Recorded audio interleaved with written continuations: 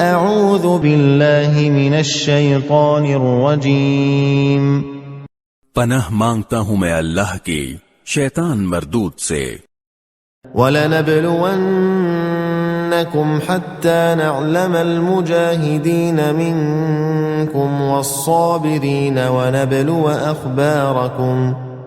اور ہم ضرور تمہیں آزمائش میں ڈالیں گے تاکہ ہم یہ دیکھ لیں کہ تم میں سے کون ہیں جو مجاہد اور ثابت قدم رہنے والے ہیں، اور تاکہ تمہارے حالات کی جانچ پڑتال کر لیں.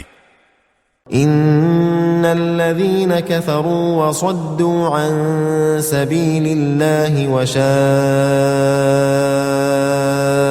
الرسول من بعد ما تبين لهم الهدى لن يضروا الله شيئا وسيحبط اعمالهم.